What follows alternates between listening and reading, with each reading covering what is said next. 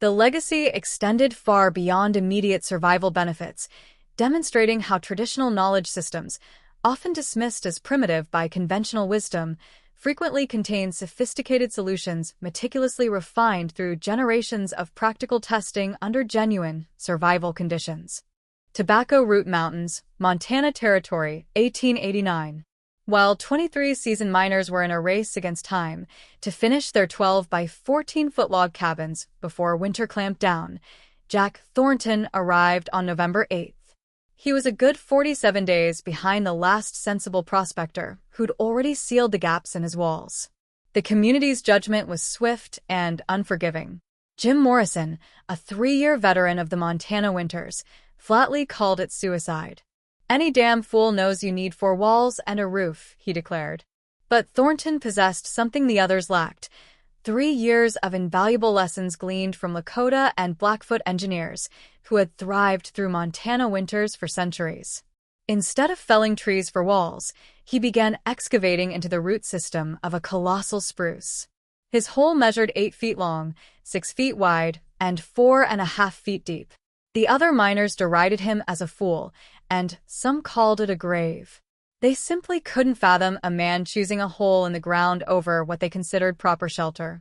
Then December arrived, bringing with it 8 consecutive days of temperatures plummeting between 20 and 35 degrees below zero.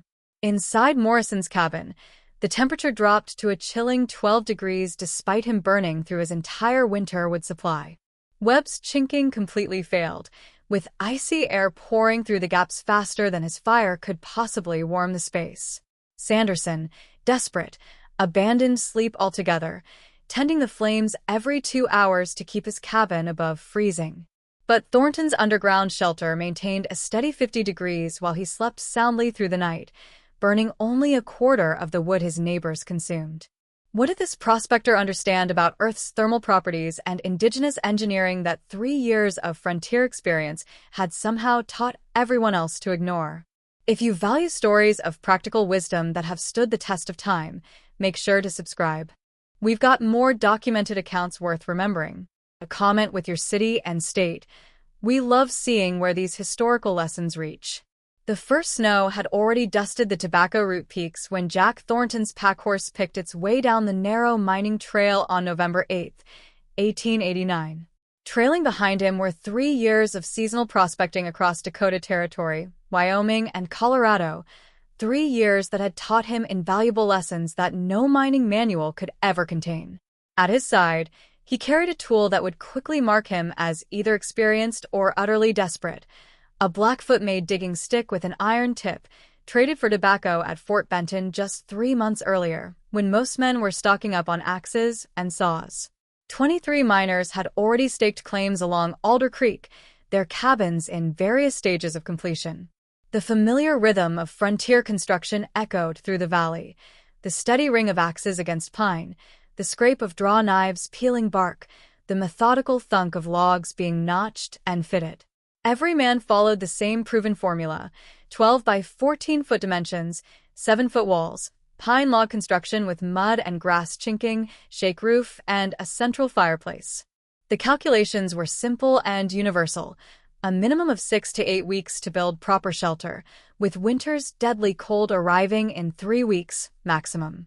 Jim Morrison straightened up from his chinking work as Thornton's horse approached the largest unclaimed plot.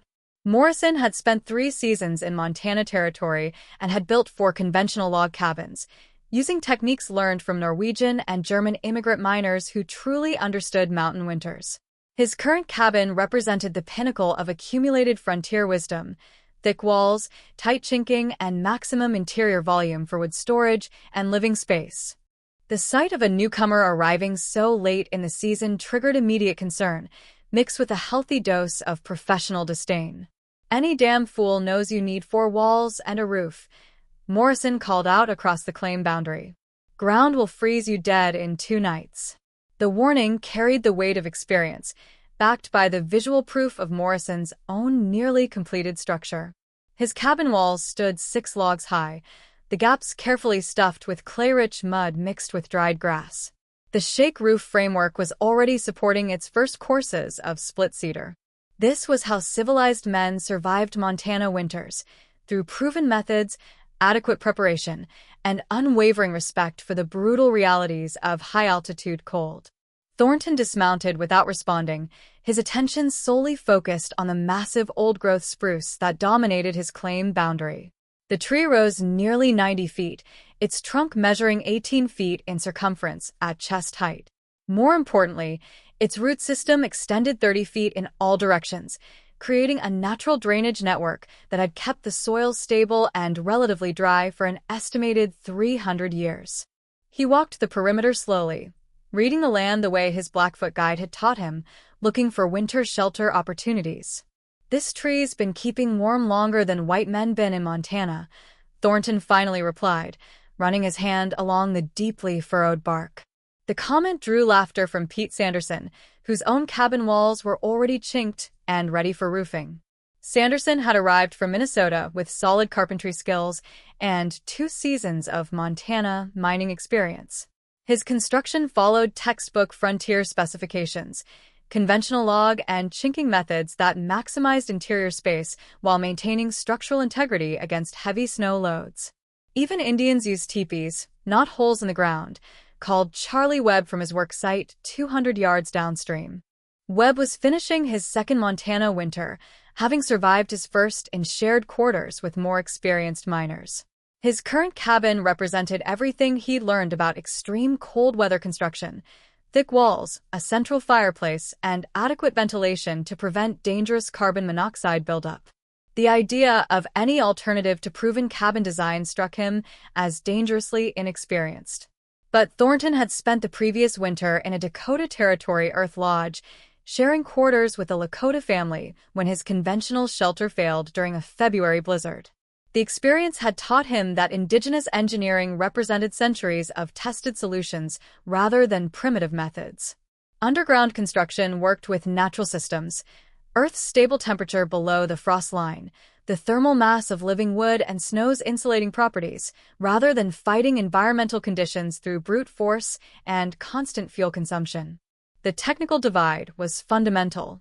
Conventional frontier wisdom demanded maximum interior volume to accommodate wood storage, cooking facilities, and basic living space. Multiple families had perished in cabins too small to store adequate fuel supplies. Morrison's design prioritized this lesson, creating enough interior space to stack 8 cords of split pine, the calculated minimum for winter survival. His central fireplace, positioned against the exterior wall, maximized usable floor space while providing adequate heat distribution. Thornton's alternative prioritized thermal efficiency over sheer volume.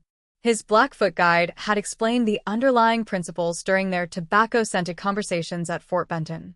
Earth temperature below the frost line remained constant at 45 degrees year-round. Living tree trunks provided thermal mass that absorbed heat during the day and released it slowly at night. Root systems created natural drainage that prevented the moisture problems plaguing conventional cabins. Small spaces heated quickly and retained warmth longer, requiring dramatically less fuel to maintain livable temperatures. "You're digging your own grave, fool," Morrison shouted as Thornton began marking the excavation perimeter with his iron-tipped digging stick. The measurement process revealed the depth of Thornton's planning: 8 feet long to provide adequate sleeping and storage space, 6 feet wide to span between major roots without damaging the tree's structural integrity, and 4.5 feet deep at the center, tapering to 3 feet at the tree trunk end, where the massive spruce would provide one complete wall.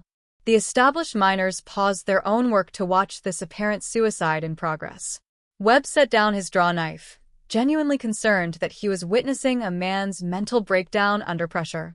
Sanderson abandoned his roof construction to get a closer look at what appeared to be funeral preparations. Even Morrison stopped chinking to stare across the claim boundary, torn between professional obligation to help a fellow miner and complete bewilderment at methods that violated every principle of frontier survival. Thornton ignored their commentary, focused on the soil composition beneath the massive spruce. 200 years of decomposed needles had created a naturally insulating duff layer 18 in thick, followed by well-drained sandy loam that showed no signs of seasonal water accumulation.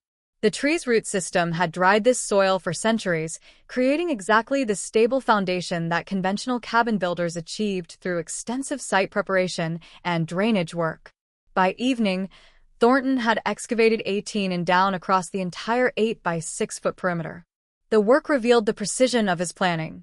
Major roots channeled naturally around his chosen dimensions, and minor roots created air pockets that would provide additional insulation. Morrison's final comment of the day carried across the darkening valley. 3 weeks till killing cold, and you're still playing in the dirt like a child. November 9th dawned clear and bitter, the first hard frost silvering the valley grass as Thornton continued his excavation with systematic precision. His iron-tipped digging stick bit through the duff layer with surprising efficiency, revealing soil composition that validated every calculation his Blackfoot guide had shared during their summer trading sessions. The decomposed spruce needles gave way to sandy loam that crumbled perfectly in his hands, well-drained earth that showed no signs of seasonal water retention or frost heave damage. Morrison emerged from his cabin at sunrise, coffee steaming in the frigid air, and found himself drawn to watch the methodical destruction of what he considered basic survival instincts. Day 2 of the Fool's funeral preparations, he announced loudly enough for Webb and Sanderson to hear across their respective claims. The commentary had become a morning ritual, a mixture of genuine concern and professional bewilderment at techniques that violated every principle of frontier construction wisdom. By noon on November 10th, Thornton had reached 3.5 foot depth across the entire perimeter, his excavation revealing the critical discovery that would vindicate his entire approach. The soil temperature at this depth measured exactly 45 degrees, precisely what traditional knowledge had promised. Below the frost line, Earth maintained a consistent temperature regardless of surface conditions, creating a natural heat reservoir that conventional cabin construction ignored completely. The massive spruce trunk provided one complete wall that required no construction materials, its bark naturally waterproof after centuries of Montana weather. Sanderson abandoned his roof work entirely by the afternoon, fascination overcoming his schedule pressure as he watched Thornton map the root system like an underground blueprint. Major roots channeled water away from the excavation naturally, their placement creating drainage channels that had functioned effectively for 3 centuries. Minor roots formed air pockets throughout the surrounding soil, providing natural insulation that no conventional chinking method could replicate. The tree's living wood maintained a higher temperature than dead construction lumber, adding thermal mass that would store and release heat throughout the winter months. Even badgers got more sense than that prospector, Webb called from his claim, but his tone carried less certainty than previous days. The excavation revealed engineering sophistication that challenged assumptions about primitive construction methods. Thornton used the root structure as natural shelving for supplies, carving storage niches into the living wood that provided both organization and additional insulation. Every element of the design worked with existing natural systems rather than imposing foreign construction principles on reluctant terrain. November 11th brought the roof construction phase, which would test Thornton's understanding of load-bearing principles and weather protection. 4 lodgepole pine logs, each 8 in diameter, spanned the 6-foot width of his excavation. These primary supports bore the weight of everything above, a calculated load that included heavy snow accumulation, secondary structural elements, and multiple insulation layers. The engineering represented traditional knowledge refined through generations of Plains Indian earth lodge construction. 47 straight spruce saplings, each 2 to 3 in diameter, formed the secondary layer, laid perpendicular to the primary supports. Thornton selected each sapling individually, testing for straightness and strength, rejecting any piece that showed signs of rot or insect damage. The perpendicular placement distributed weight evenly while creating the framework for subsequent insulation layers. The precision of this traditional technique impressed even Morrison, whose carpentry experience recognized sophisticated load distribution when he saw it.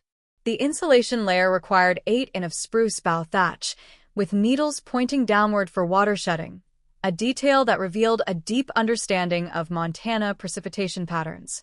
Thornton spent an entire day cutting and positioning boughs, creating overlapping patterns that would channel moisture away from the interior while maintaining maximum insulation value.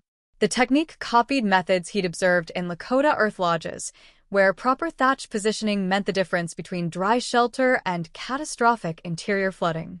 23 sections of spruce bark, each measuring 3 foot x 2 feet, formed the outer weather barrier. Thornton harvested these sections from dead trees throughout the valley, careful to select bark pieces without cracks or gaps that would compromise waterproofing. The overlapping shingle-style installation created multiple layers of protection, with each piece positioned to shed water downslope while preventing wind penetration. The entire roof system could support 3 feet of snow depth, approximately 2,400 pounds of distributed load, calculated from Montana Territory weather records. Day 4 of watching a man prepare his own grave, Morrison muttered, but his daily commentary now carried undertones of uncertainty. The roof construction displayed engineering knowledge that challenged his assumptions about proper frontier building methods. Webb had stopped making jokes entirely, genuinely puzzled by construction techniques that seemed simultaneously primitive and sophisticated. Sanderson openly admitted confusion, telling Morrison that the roof system showed a better understanding of load distribution than some conventional cabin designs he'd seen fail under heavy snow loads. The entrance design revealed the most sophisticated element of Thornton's thermal engineering, a 4-foot tunnel angled upward from the main chamber to surface level, creating an airlock effect that would prevent heat loss while allowing access. Cold air would settle in the tunnel depression, while warm air remained stratified in the main living space, a principle of physics that conventional cabin construction fought against rather than utilized. The entrance faced southeast, away from prevailing northwest winds, while maximizing solar heat gain during brief winter daylight hours. The interior layout reflected months of planning, refined by practical experience. The sleeping area occupied an 18 inches raised platform cut directly into the root mass, providing natural insulation below and behind the occupant. The fire pit consisted of a small, shallow depression lined with creek stones, designed for maximum heat efficiency rather than impressive flames. Every cubic foot of space served multiple functions: storage, insulation, structural support, and thermal management, all working together as an integrated system. November 12th brought completion of the basic structure as the first snowflakes began drifting across the valley. A 4 inches diameter ventilation hole through the roof structure, offset from center to prevent downdrafts, would allow smoke to escape while minimizing heat loss. The technique copied Plains Indian methods that Thornton had studied during his winter with the Lakota family, where proper ventilation prevented both suffocation and excessive heat loss. Morrison called across the claim boundary one final time as snow began falling in earnest. "Still time to build something that won't kill you, fool." But his voice carried less conviction than previous days. The completed structure displayed engineering principles that challenged 3 years of frontier construction experience. The blizzard struck without warning on November 16th, transforming the Tobacco Root Valley from an autumn mining camp to an Arctic battleground in less than 18 hours. The temperature plummeted 47 degrees between dawn and midnight, dropping from a manageable 23 degrees to a bone-crushing 24 below zero. The wind reached a sustained 35 miles per hour, with gusts hitting 60, driving 28 in of snow horizontally across the exposed mining claims. Even by Montana standards, this represented an unusually early and severe storm that caught established miners with incomplete winter preparations. Morrison's cabin, which had seemed adequately prepared just days earlier, immediately revealed critical weaknesses under the assault of genuine Arctic conditions. His carefully applied mud and grass chinking began cracking within hours as temperatures dropped, creating hairline fractures that widened into gaps, allowing frigid air to stream directly into the interior. The central fireplace, positioned against the exterior wall to maximize floor space, proved inadequate against the thermal demands of sustained sub-zero conditions. Despite burning through 8 cords of split pine per week, nearly double his calculated winter supply, interior temperatures struggled to reach 19 degrees. Webb's cabin suffered even more dramatic failures as the storm's full fury revealed fundamental flaws in conventional construction methods. His chinking failed catastrophically, gaps opening faster than he could repair them in the howling wind and driving snow. Cold air poured through the widening cracks at a rate that overwhelmed his fire's heating capacity, creating interior conditions barely distinguishable from the outdoor environment.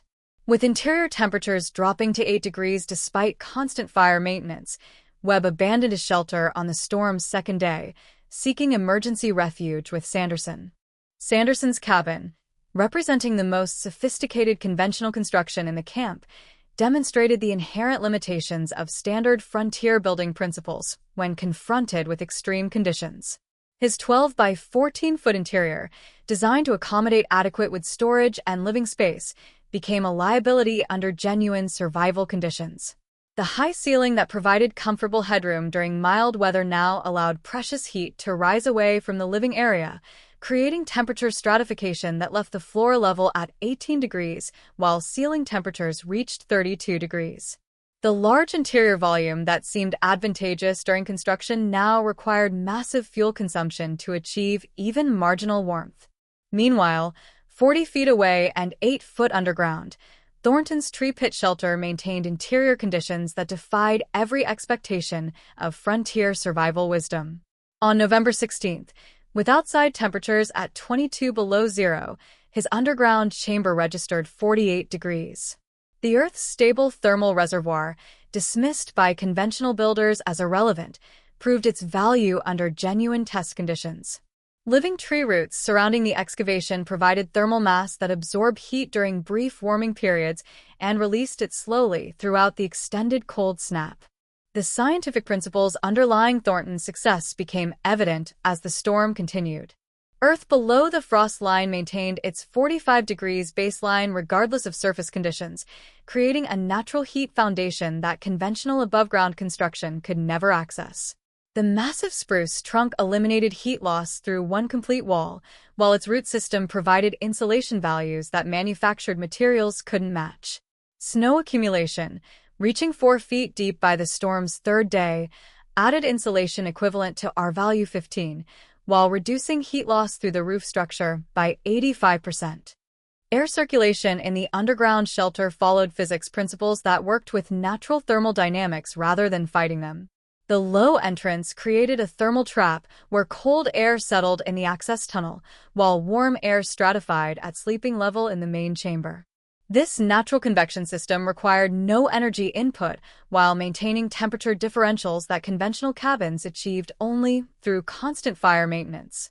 Thornton's small fire pit heated the confined space quickly and efficiently, requiring only 6 to 8 pounds of wood daily, compared to the 150 pounds consumed in standard cabins. By November 20th, the contrast between construction methods had become stark and undeniable. Morrison faced a fuel crisis that threatened his survival, having burned through his calculated monthly wood supply in just 5 days of extreme cold. Ice formed on his interior walls near the chinking gaps, creating conditions where breath froze and metal tools became too cold to handle with bare hands. Sleep became impossible without constant fire maintenance every 2 hours, leading to exhaustion that compounded the physical stress of inadequate heating. Webb's situation grew desperate as his abandoned cabin filled with snow through the failed chinking, rendering it uninhabitable even after emergency repairs. Sharing Sanderson's shelter created overcrowding that strained already inadequate heating capacity, forcing both men to burn furniture and mining equipment to supplement their dwindling firewood supplies. The social dynamics of the mining camp shifted as conventional wisdom confronted the reality of its own failure under test conditions. Sanderson, despite hosting Webb and maintaining the most sophisticated conventional shelter, found himself questioning 3 decades of construction experience as he watched his carefully planned heating system prove inadequate. His proper cabin design required constant attention, fire maintenance every 2 hours, including throughout the night, continuous monitoring of chinking gaps, and fuel consumption rates that threatened to exhaust his winter wood supply before January. The physical and mental exhaustion of maintaining marginal survival conditions in an inadequate shelter began taking its toll on all 3 conventional builders. Thornton's routine, by contrast, demonstrated the efficiency of working with natural systems rather than against them. He tended his small fire twice daily, morning and evening, burning only carefully selected dry wood that heated his confined space quickly and thoroughly. Sleep came naturally in 48 degrees comfort, without waking to stoke flames or shiver through inadequate heating. The dry interior allowed him to continue productive work, sharpening tools, repairing equipment, planning spring mining operations, while his neighbors struggled simply to maintain survival-level warmth. On November 28th, as the extended cold snap entered its second week, Pete Sanderson approached Thornton's barely visible entrance. Exhaustion from sleep deprivation and constant fire tending had worn down his resistance to asking the question that challenged everything he thought he knew about frontier survival. "How warm you staying in there, Jack?" He called down the entrance tunnel, his voice carrying the weight of a man reconsidering fundamental assumptions about winter shelter. "Warm enough to work on my tools without gloves," came Thornton's reply from the 51 degrees interior. Outside temperature measured 18 below zero. December arrived with conditions that would test every survival system to its absolute limits. The barometric pressure began dropping on December 10th, bringing the kind of Arctic air mass that veteran Montana miners recognized as potentially lethal. By December 12th, temperatures had plunged to 28 below zero and continued falling. What followed would become known in territorial weather records as the coldest sustained period in the Tobacco Root Mountains since 1864, an 8-day siege of killing cold that pushed frontier survival methods beyond their design parameters. The Morrisons' crisis deepened with terrifying speed as their fuel calculations proved catastrophically inadequate. Jim Morrison had based his wood requirements on previous winter experiences, calculating that 15 cords would provide adequate heating through March. Instead, his cabin's heat loss through failed chinking and inadequate insulation created fuel demands that consumed his entire winter supply by December 15th. Interior temperatures dropped to 12 degrees despite burning furniture, mining equipment, and even floorboards torn up in desperation. The arithmetic of survival had turned against him. Each degree of warmth now cost exponentially more fuel than his supply could sustain. Jim Morrison's physical deterioration became evident as frostbite developed on his toes from sleeping in 15 degrees conditions. The injury represented more than immediate discomfort. Frostbitten extremities in December meant potential gangrene and death before spring medical assistance became available. His brother Tom, sharing the inadequate shelter, showed early signs of hypothermia, confused thinking, slurred speech, and the dangerous drowsiness that preceded unconsciousness. The conventional cabin that had seemed adequate during construction now functioned as little more than a windbreak. Webb's situation had evolved from shelter failure to complete abandonment. His original cabin, with its compromised chinking and damaged roof structure, filled entirely with snow during the December storms. Even after seeking refuge with Sanderson, the shared shelter strained beyond its heating capacity, with two men competing for warmth around a single fireplace. The overcrowding created new problems: increased carbon monoxide risk from overuse of the heating system, depleted oxygen from two men breathing in a sealed space, and accelerated fuel consumption that threatened both occupants' survival. Sanderson discovered that his proper cabin design became a systematic liability under genuine Arctic conditions. The 12 by 14 interior that provided comfortable living space during mild weather now created an impossible heating challenge. Heat rose immediately to the 7-foot ceiling, leaving the floor level, where men actually slept, at temperatures barely above freezing. The large interior volume required massive fuel input to achieve even marginal warmth, while the conventional fireplace design lost precious heat through the chimney faster than wood could be burned. Sleep became a carefully managed survival exercise. 2 hours of rest followed by mandatory fire maintenance, repeated throughout each night. The fuel crisis facing all conventional builders revealed fundamental flaws in frontier heating calculations revealed a stark reality. Standard cabins required an astounding 12 to 15 cords of wood per month during extreme Arctic conditions, a far cry from the pre-winter estimates of just 6 to 8 cords. The math simply didn't add up. No miner had possibly harvested enough wood to sustain conventional heating through the prolonged Arctic cold. Desperate times called for desperate measures. Miners resorted to burning anything they could find: tools, furniture, structural elements of their own shelters, even personal belongings representing months of hard-earned wealth. Thornton's measurements during this same period showcased the remarkable effectiveness of indigenous thermal engineering. On December 12th, with the temperature plummeting to 22 below zero Fahrenheit, his shelter maintained a comfortable 49 degrees Fahrenheit. December 15th brought an even harsher 28 below outside, yet his interior registered a pleasant 51 degrees Fahrenheit. The most brutal day, December 18th, saw outside temperatures plunge to 35 below zero, but the tree pit shelter held steady at 48 degrees Fahrenheit. December 20th recorded 31 below zero outside, while the underground space maintained a consistent 50 degrees Fahrenheit. A technical analysis of Thornton's success revealed principles that conventional frontier wisdom had dismissed as mere primitive superstition. The underground temperature remained remarkably stable because the Earth below the frost line maintained its inherent 45 degrees Fahrenheit baseline, regardless of surface conditions, a thermal reservoir that above-ground construction simply couldn't access. The living spruce trunk provided thermal mass, absorbing heat during brief warming periods and slowly releasing it when temperatures dropped, effectively creating a natural, self-regulating heating system that required minimal fuel input. The accumulating snow insulation, now exceeding 4 feet in depth, formed a complete thermal barrier, providing insulation values far surpassing anything achievable with conventional construction techniques.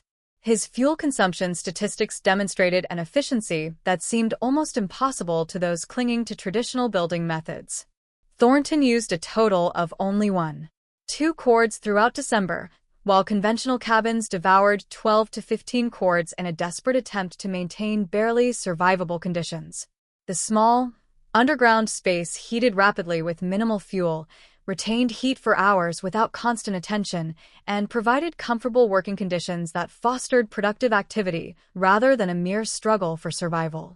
He could read by firelight, maintain and sharpen his equipment, and sleep soundly through the night without constantly waking to stoke the fire. December 18th marked a breaking point for conventional construction methods. Jim Morrison, facing imminent death from hypothermia and fuel exhaustion, braved the 35 below zero conditions to reach Thornton's entrance. The act represented a complete abandonment of 3 years of deeply ingrained frontier building wisdom and professional pride. "Jack, we're in trouble," Morrison called down the entrance tunnel. "Can't keep warm enough to live." The admission carried a weight far beyond the immediate crisis, a stark recognition that fundamental assumptions about winter survival had been proven disastrously wrong under the unforgiving test of reality. Thornton emerged from his 48 degrees Fahrenheit shelter into the biting 35 below air, demonstrating a temperature difference that dwarfed the disparity Morrison was experiencing between his failing cabin and the outside world. The visual evidence was undeniable. Thornton worked barehanded for several minutes, while Morrison couldn't remove his gloves without risking immediate frostbite. The underground shelter dweller displayed no signs of cold stress, moved normally, and possessed the physical vitality of a man living in heated comfort rather than fighting a desperate battle for survival. Thornton's technical explanation underscored centuries of indigenous engineering, meticulously refined through generations of winter survival. Earth's stable temperature provided a natural heat foundation. The thermal mass of living wood efficiently stored and released heat. Snow insulation, combined with proper roof design, effectively eliminated heat loss. The airlock entrance prevented cold air infiltration while maintaining interior warmth. The minimal space heated quickly, retained temperature remarkably well, and didn't require constant fuel input. Every element worked in harmony as an integrated system, embracing natural thermal dynamics rather than battling against them. December 19th brought the community's formal capitulation to the methods they had scoffed at just weeks before. Sanderson requested permission to excavate a second tree pit near Thornton's proven design. Webb asked to share the existing shelter until he could construct proper underground quarters of his own. Morrison, his pride finally shattered by the looming specter of death, openly admitted his error. "Thought you were digging a grave," he confessed. "Turns out you were the only one building something that actually works." This transformation represented far more than just individual survival decisions. Three experienced miners, collectively representing decades of accumulated frontier-building knowledge, had witnessed the utter failure of conventional methods under real-world conditions.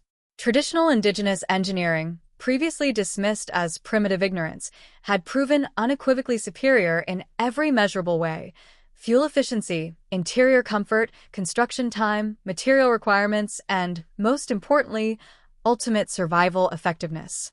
The spring melt in March of 1890 laid bare the winter's true accounting in stark, undeniable terms, leaving no room for debate regarding the competing survival methods.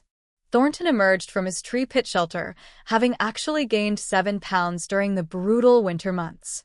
His physical condition had demonstrably improved, thanks to a winter of adequate rest and nutrition in consistently comfortable temperatures.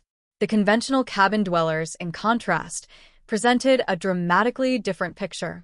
Morrison had lost a staggering 26 pounds, Webb 21, and Sanderson 19, their bodies bearing the visible scars of months spent battling inadequate heating systems and enduring chronic sleep deprivation. The fuel consumption statistics painted an equally compelling picture. Thornton had burned a mere 4.2 cords of wood throughout the entire winter season, while the conventional cabins had consumed between 18 and 24 cords each in their desperate attempts to maintain barely survivable temperatures. Morrison's final tally included not only firewood but also furniture, floorboards, mining equipment, and irreplaceable personal belongings, all sacrificed to feed his failing heating system. The economic implications were staggering. Conventional heating had consumed winter fuel supplies worth more than most miners earned in an entire season of successful prospecting.